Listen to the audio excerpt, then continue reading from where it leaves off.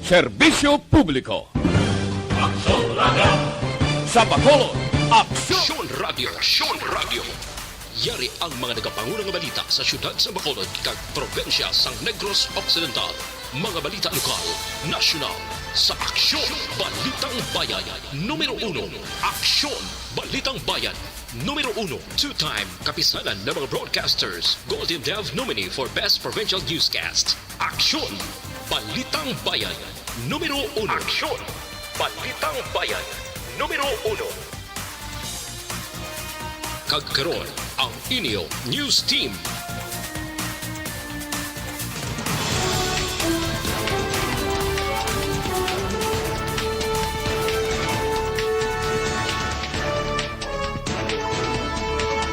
Sa ato nagapanguna nga mga pangulong dinalan sa mga balita lokal, isa ka babae ginaligar ginabdak kagabi diri sa Bacolod. Ginaligar overstaying a principal sang Pandanon Elementary School ginapahalin na. Sa mga balita nasyonal, report nga pagpang-recruit sang UP sa mga estudyante para mangin miyembro sang komunista nga grupo ginpanghiwala sang universidad. Department of Health wala pa sang desisyon anggot sa paggamit sang laway para sa COVID-19 testing. Maayong aga Bacolod, maayong aga bilog-amahin sang Western Visayas. Karong adlaw Biyernes, Nobyembre 20, 2020. Ang inyong news team, Aksyon Dorel Cabato. kag Aksyon Boy Duran, ang mga balita lokal pagkatapos lamang sa ni. Mabigat na.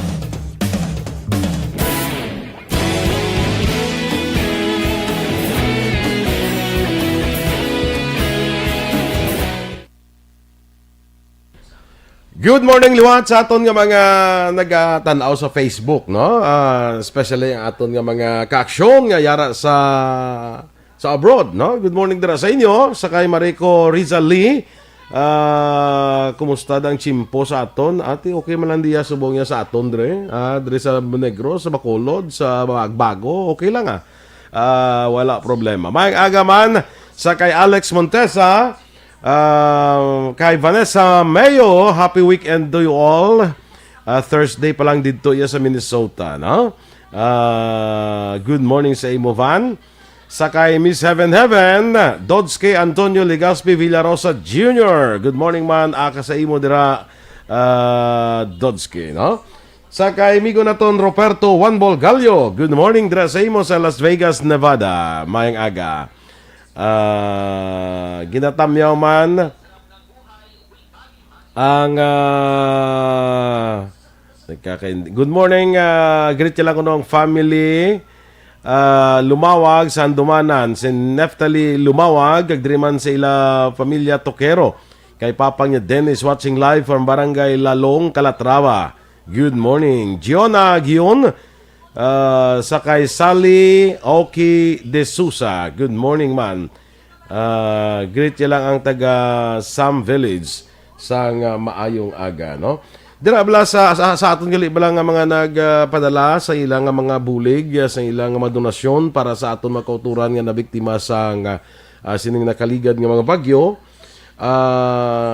Subong adlaw I think natalana na nga i-ship, no, ipadala ang ining mga ginpadala ninyo diri nga mga bulig, no. So salamat gid sa tanan nga mga nag-donate sa aton mga partners diri sa Aksyon Radio Bacolod, ang Trinity Christian School, salamat gid, ang Sowing Legacy Sowing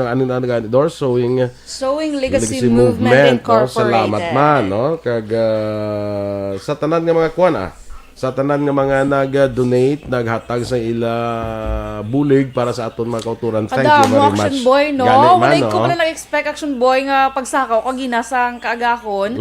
Bako, wow, dumapuno ang aton labi. Actually, napuno, gidya. Kag may ikuluwaon, patugan Action Boy sa Taytong bala. Kaya nag-donate may dugang man pagid sila. Taytong. Okay. High school. May i-donate pag ito sila Action Boy. Amo na dugang. Karon alas 10 ko no ang schedule ang ni Action John for shipping na. Okay. Padala na naton dito. Yes, ang fast. Yes. So, madamo, gid niya salamat mga ka-aksyon sa inyo suporta sining call for donation. Ang iba action boy, wala nagpakilala. Wala, gahatag sila cash. Hindi lang kami paglawagon. Gapon na rin sa ari di gapon, may dulong sa muna niya, makuot sa wallet niya, hindi dugang da bakal ng mga tubig. Todo Diba? kasi simple lang bala, no? Kagapon, may sap winner tanga. May sap winner kami kahapon, taga Hinigara at taga Himamaylan. Taga Himamaylan sa Barangay 4, si Ma'am Elsie. Taga Himamaylan, di ba? Niya pag daog niya, pwede ko ma-donate ng akon daog sa mga nabagyan. Ginabi na. Pero wait, ginambal. Natarin mo daw i-donate. Wait kami gambal. Amo na. At magaling ka makita mo balang willingness kaganda sa mga ka-aksyon natin magbulig kung may nagakinahanglan, no? So, salamat yun sa inyo tanan, ano? Sa kay, good morning man, kay Eduardo Bayan Jr., siling ni Vanessa niya, may date ka, Miss Beautiful, kay sa damo na ko ng soksok mo, may date ka no? Ay, kala. Dorel yan, lodlog ang date niya. Wow! Sana all. Sige. Good morning man, kay Evelyn ni Pomuseno, good morning. Standby na kita sa mga balita lokal.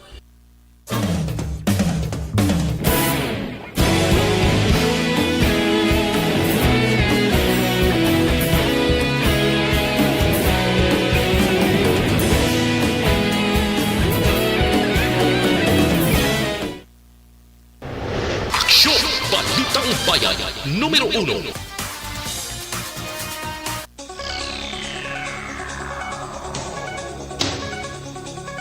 Aksyon Radio Philippine Standard Time, las 6:07. Detalye na sa aton mga balita lokal. Ginaligaring inabdak ang isa ka babae sa area sang 19th Street, sakop sang Barangay 5, siyudad sa Bacolod kagabi. Sa interview sa Aksyon Radio Bacolod sa isa ka 32 anyos nga lalaki nga nakakita sa insidente, ang babae ang puwersa ang insulod sa Toyota Avanza nga nagaduag sang itom. Antes ang insidente, ginpahig sang saksi ang babae ang may kaistorya sa cellphone, kaya nabatian nga nagsiling nga diin ka na. Sunod sa saksi, may isa ka lalaki nga sakay sa Avanza na panahon sa salakyan kaya nag-istorya sang makadali sa babae. Dugang pa, matapos ang pila kay segundos, may nagwa nga duha ka lalaki sa salakyan kaya isa sa ila ang nagkapos sa biktima. Samtang ang lalaki nga kaistorya sa babae ang nagdalagan kaya ginlagas ini sang isa ka lalaki nga nagwa sa salakyan apang nakapalagyo. Ang Avanza nagpalagyo padulong sa dalan Ginaldo, samtang liko naman padulong norte nga bahin sa dalan Lacson ang isa ka Toyota Innova nga puti nga napatian back up sa Avanza nga salakyan.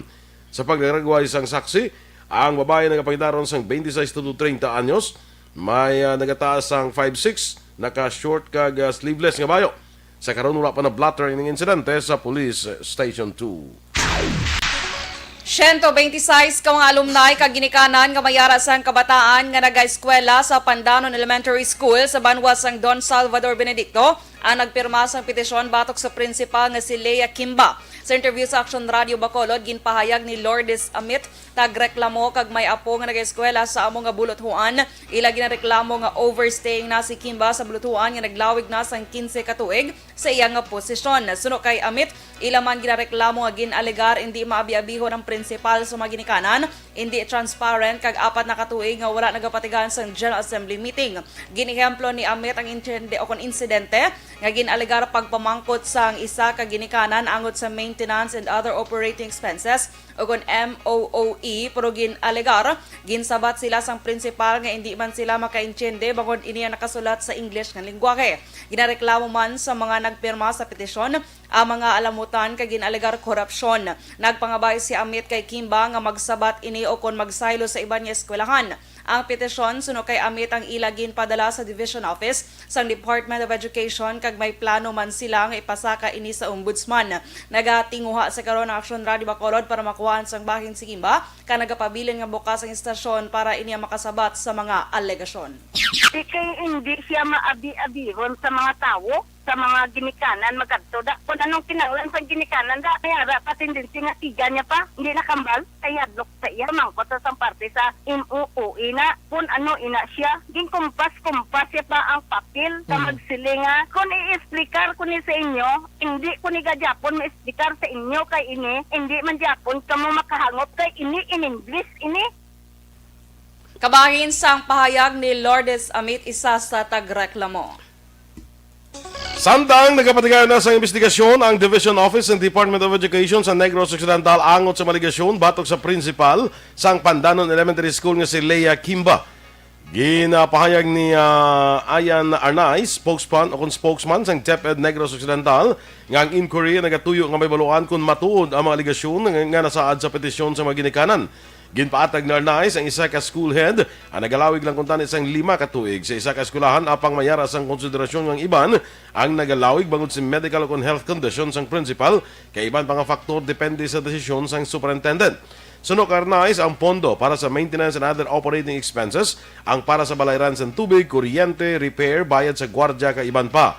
Nagpasiguro si Arnaiz ng inaktuhan na sa Division Office ang reklamo batok sa principal. Nagpanugyan si Arnaiz sa publiko nga likawan ang pagpagabalaot sa ginareklamo bagon makabig pa ini nga inosente magluwas na lamang kung mapamatud-an nga guilty. Nakalabot na ina sa Division Office kag pamalutan na kamo nga ang Division Office nag-ubra na tikang para ma-actionan na. Kung ano man ina nga tikang inquiry, no? Naubra na sa inquiry para malagot na sa division ang kamatuoran ng kanan na ginatuhoy dira sa ina nga sulat.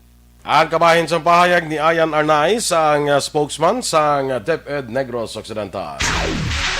Sa iban nga balita lokal, nagpanguna ang syudad sa Cadiz sa may pinakamadamong active cases sa COVID-19 sa probinsya sa Negros Occidental, samtang COVID-19 free municipalities naman ang Don Salvador Benedicto kag Moises Padilla. Sa datos ng Provincial Incident Management Team Command Center as of November 18, 2020, ang Cadiz ang may 92 ka mga active cases, ginasundan sa San Carlos nga may 87, Sagay 48, Victorias 42, Cabancalan 40, Hinigaran 39, La Carlota 34, Himamaylan 31, Ibi Magalona 29, kag Silay 28.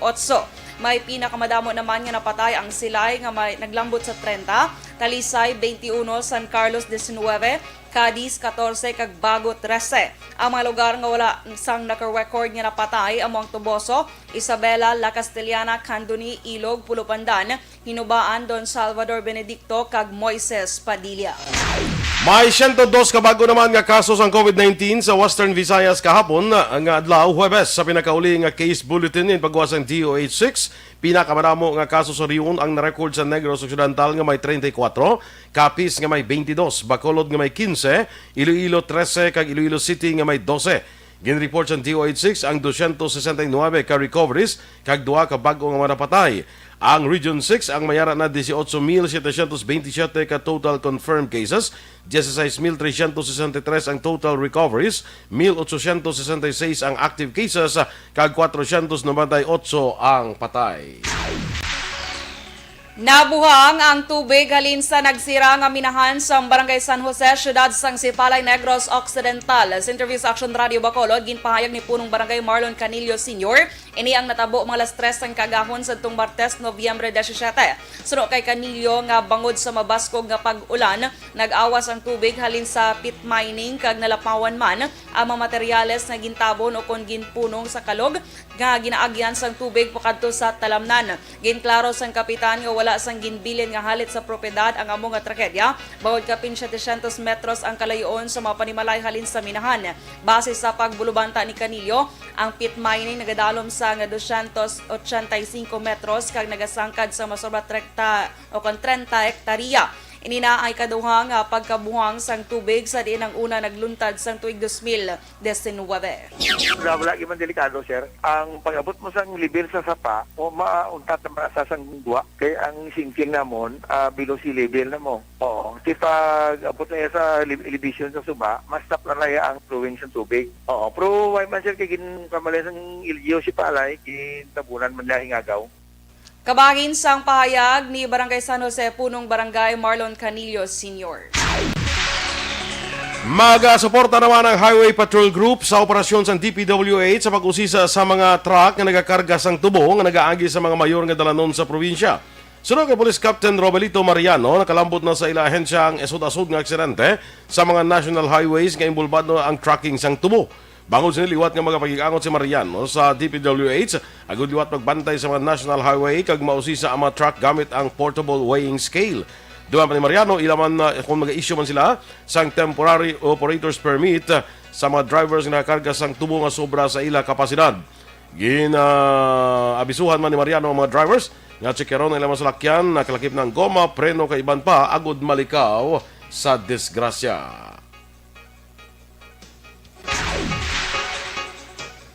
Nagpadangat sang reklamo si Lemeter Montebergen bato kay Barangay 16, punong Barangay Joseph de los Santos may angot sa isyu sang alagyan sang iya baroto sa Baybayon sang Puro Kitahanon, Barangay Banago, Syudad sang Bacolod. Sa alegasyon ni Montebergen, nagpatukod sang kamalig si de los Santos nga wala sang panugot kag ginbalabagan pa ang alagyan sang iya baroto. Sa pihak nga bakin ginpahayag naman ni Kapitan de los Santos nga bilang tumandok sang Puro Kitahanon sang Barangay Banago nakabakal ini ang lokal sa o nakabakal ini sang lokal sa Baybay kag nagpahimo sang kamalig para kuntani mangin palahuwayan apang wala sinigin balabagan ang alagyan sang baroto ni Montebergen. Dugang pa ni De Los Santos temporaryo gid lamang nga ginhimo ini sang karpentero samtang ginapatukod pa ang kamalig kag pagakakson sa tion nga matapos na ini. Aksyon Radio Philippine Standard Time, las 6:16. Hindi pa rin natatapos ang laban natin sa COVID-19. At sa labang ito, isa sa pinakamahalagang armas natin ang tamang impormasyon. Importanteng maalam tayo kung paano ba natin mababawasan ang tsansang mahawaan tayo ng COVID-19. Pero, ano nga ba ang alam natin ngayon tungkol sa pagkalat ng COVID-19? Base sa kasalukuyang pag-aaral, ang COVID-19 ay sumasama sa droplets sa tuwing may umuubo, bumabahing, kumakain, nagsasalita, o kahit sa paghinga. Kadalasan, hindi natin namamalayan ang pagtalsik ng mga droplets na ito dahil hindi sila nakikita. Ano naman ang magagawa natin para maibaba ang exposure natin o tsansang magka-COVID? Kailangan nating maibaba ang exposure mula sa virus tuwing nakikipagsalamuha tayo sa iba. Isa sa pinakamainam na tool, ang face mask, upang mabawasan ang ating exposure at ang pagkalat ng COVID-19. Kaya naman, face mask ang bida topic natin for today.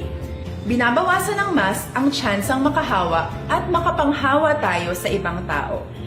Ayon sa current studies, kaya nitong bawasan ang ating risk of infection ng 67%. Ngayon, napakadami ng face mask na available para sa atin. Ika nga options, options, options. So, how do you get to decide which one to use? I-ready ang inyong mga phone at i-screenshot ang mga comparison na ito ng iba't ibang mask.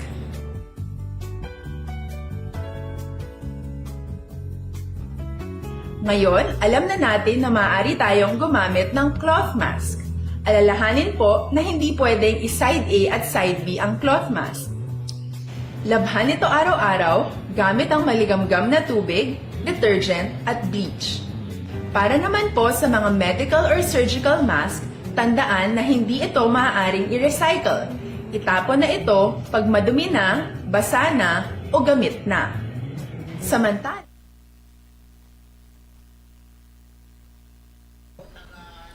Okay, good morning liwat.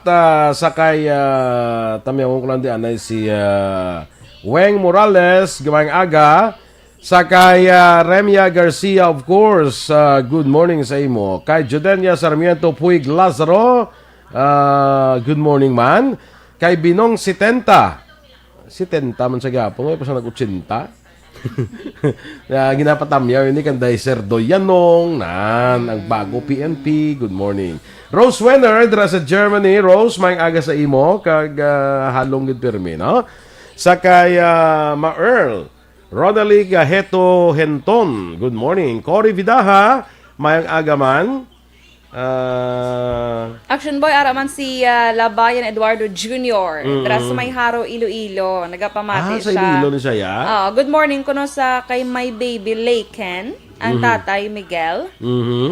Tiyan mo na guro. Okay. Okay. Sa kay Cecilia Alvarez sa US man ni siya. Ang punto ni sa una pero ato na sumo sa US. Good morning man sa imo, no? Na kuan ko lang imo nga ginasuk bago lang nakita ang imo ginala ko ginamuno di sa mga kuan tao ang imo nga kuan sa mga outfit subong Yaman. Dako damo sa gamuno kay daw Buda sa mo to si Ma'am Van mo lang gamo. gani ari pag daw si kuan kay daw si Adamo kay Alex sa gamuno Kasi ko tuod gali no kada sa kuno sa Santa Cruz na himo. Kala isa Santa Cruz, Santa Aksyon boy. Do sa gala sa Santa Cruz. Very, Do sa mga Reyna, Elena lang ang mga diba? Kabong ito, see-through lang galing. Naka-modern niya. Naka-modern niya Santa Modern Cruzan. niya Santa Cruz. Charot. Sige. Kay Kay Teres Impron yung mga agaman. Sige. Evelyn Lipomuseno, Action Boy. Araman siya nag-aupod sa aton. Si... doon nabasa mo ni Gina si Ronalino Hinton. Si Ma'am Cory Vidaha, dress sa may Kuwait. Aragid. Si Sir Alex Monteza Araman, Tribo Aksyon kuno, size 8-4, especially sa mga anonymous donators. Mabuhay. Kay Ma'am Van, kadate ko kuno ang news balita Action Radio. Now that's a super awesome gig. Yes, of course, every day. Charat. Hambal ni Binong si Tenta niya namin na si Ma'am Dorel magsaot. Hindi niya ka nakita saot Ambot lang Sa Golden Pen? Rin ginakulbaan ko. Or actually basta namin. sa TikTok. Actually namin hindi si Dorel magsaot. Yung akin na rin sa phone mo. Kalain. Sige. Kaya Jonah May Garota. Feeling ko daw friends kami sa Facebook ni Sir Binong mang Okay. si Tenta. Pulis ni siya? Kita yung gurong ako niya TikTok. Pulis ni siya. si Sir. Pulis ni siya. Okay. Sana pa naman 80 si Sir. Dito man. Kay Jonah May Abkilan Garota, good morning. Pa-shout out lihog sa mataga Purok 5. Especially sa family Araquil, sa kag sa papa ko Joel Abkilan nga gapangape subong madamo nga salamat kag happy Friday to all. Yes. TikTok di man kaya? Yes, di ba? Sila ni Binong si Tenta. TikToker. Marlene Dilar Sikihor, good morning. Taga Fairville, Executive Home Barangay Panokol. Dito nito sa Amon. Gani. Kay Pinky Teruel, good morning. Dres sa may Barangay Villamonte. Thank you. Gracia Hareta Horvidalia. Good morning, ma'am. Dato Puti. Ari pagid sano pa ni mag-ito. Charot. Si Raymond Ligasa, pinay-down na laktawan mo. Diin. Wala ko nakita. Good morning, Raymond. Sa may book cross dako la Carlota. Greet niya ko si Lula Erlinda de la Cruz. Legal niya ko sa imo hambal ni Lola. Regards ko sa ako ng hambal ni Lola niya. Okay. Sige, regards man. Sige. Erlinda de la Cruz. Sige. Si Dato Puti sa La Carlota, man siya Action Boy, pero sa barangay Nagasi siya yan. Shout out ko no kay Mamang Rosita Blanca Flora. Kay Renilyn Dumaklid, Homeboy Dumaklid, good morning. Delilah Taylor. Kung sa US, siya Taylor. Pero kung sa Pilipinas, Taylor. Hindi, kung sa US, Taylor. Kung sa Dres Pilipinas, Munog tahi. Ay, kala ito. Marieta Tumulos, good morning. Jocelyn Recibita Olak. Ewan Argiles. Lani Metokwa, good morning from Isabela. Papa Boy, Madam Energy. Oh, Papa Boy na tawag ni Alex Montesa. Si mo na, Sir Alex. Oh? Emo na? Papa Boy. Madam Energy naman niya tawag sa akin. Abangan niyo ko akong TikTok. So, may promote ang TikTok. Charot. Kay Cabrillos MC, good morning. Sa paano ko, yung Action Boy. Kay Kelly Jelly, good morning to both of you. Do ka namin, gitsang atar ni Ma'am Dorel. Thank you, Ma'am. Sige. Read ko lang taga Salvador yan. Kag si Bebo Villasod, watching sa US. Iban ka na naman, ha? Lilian Bermudez, good morning, Dito Venezuelan, good morning. Kag sa ato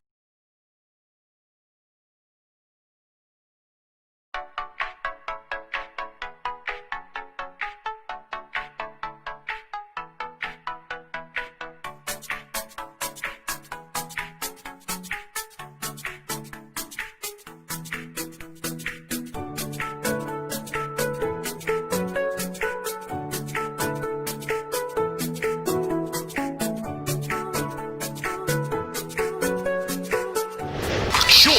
Balitang Bayan, Numero 1. Action Radio Philippines Standard Time, las 6:25. Detalye na sa aton mga balita national. Ginpanghiwala sa University of the Philippines ang akusasyon ni Presidente Rodrigo Duterte nga nag-recruit ang eskwelahan sang mga estudyante nga magpamiyembro sa Communist Party of the Philippines. Suno kay UP Vice President for Public Affairs Dr. Elena Pernia, wala sila nag-recruit para sa CPP bangod isa sila ka educational institution. Nagpalayag sang sentimiento si Pernia matapos ang ginanunsyo ni Duterte nga hindi na pagpunduhan ang eskwelahan bangod ginakabig nga breeding ground para sa mga komunista. Suno kay Pernia, bangod sa liberal environment sang UP, ginatudluan ang estudyante nga mangin critical thinkers nga hindi dapat paminsaron nga gina-recruit sila para sa anti-government forces. Naibuluan ang UP ang may 50 to 60 mil ka mga estudyante, 5,500 ka faculty members, 5,000 ka academic staff, 16 ka campus, kag 8 ka iban pa nga attached units. Ang UP ang ginpainan sang 19 bilyones pesos nga pondo sa proposed 2021 national budget. Wala pa sa desisyon ng Department of Health o DOH kung panugutan ang saliva test para sa COVID-19 testing. Sa budget deliberations ng Senado sa Miyerkules, gin-question ni Senate President Vicente Soto III ang Department of Health kung may pulisa na sila nga nadihon angot sa paggamit sang laway bagod bas barato ini. May baluan ang saliva test ang nagabalor sang 1,500 pesos tugtub 2,500 pesos, samtang nagalambot naman sang 3,500 pesos tugtub 11,000 pesos ang RC-PCR test. Suno kay Senator Pia Cayetano, wala pa sa desisyon ng agensya, bangod wala pa ng pamatud-an ang kaepektibo sini. Ginpahayag ni Presidential Spokesperson Harry Roque ang mga tweets ni Vice President Leni Robredo kag sa iya mga bata amo kabangdanan sa 20 minutos nga rant ni Presidente Rodrigo Duterte batok kay Robredo. Ginako ni Roque nga hindi inisigurado kung si Robredo ang namangkot kundiin ang presidente. Apang ginpakita sini ang mga screenshots ang ginhimo nga tweets ang bata ni Robredo nga si Tricia kag Aika. Ang tweet ni Tricia ang nagasiling tulog pa rin, alas 8 na. Samtang si Aika Robredo ang nag-tweet naman nga Sabado weekend. Suno kay Roque, hindi ang hinalinan kung nga anawad-an sang pasensya ang presidente. Una nga nagpalayag si Duterte sang sala nga impormasyon nga nag-akusar kay Robredo nga nag-question kung diin siya ang kung diin siya sang nag-igo ang Bagyo Ulysses sa pungsod.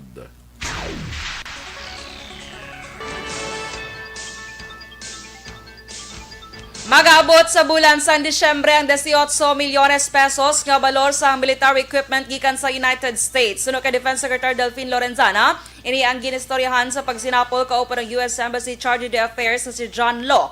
Dugang pa ilaman ginistoryahan ang relasyon sa tunga sa Pilipinas kag Estados Unidos sa idalom sa liderato ni US President-elect Joe Biden. Palayag ni Lorenzana nga nagpasalig ang US nga wala sang pagbago sa alyansa. Ginaduso naman ni PNP Chief Police General Davold Sinas nga pasangkaron pa ang anti-illegal drugs measure sa mga police trainees. Sa pagpamulong-pulong ni Sinas sa ika-15 nga founding anniversary sang PNP Training Service, iyagin palayag ang implementasyon sang random drug testing sa mga trainees.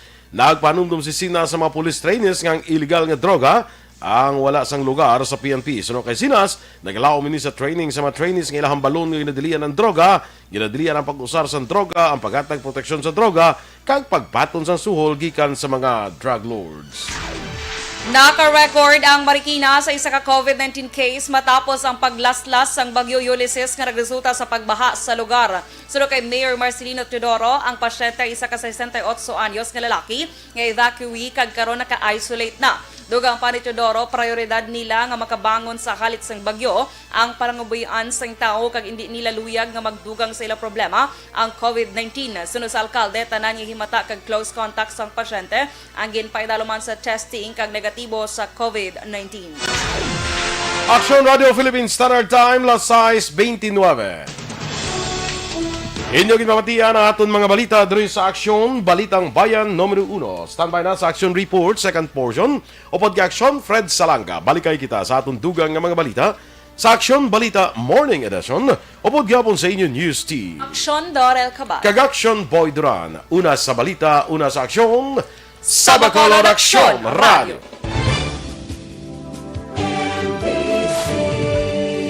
Manila Broadcasting Company. Sa balita, komentaryo, issue, serbisyo publiko.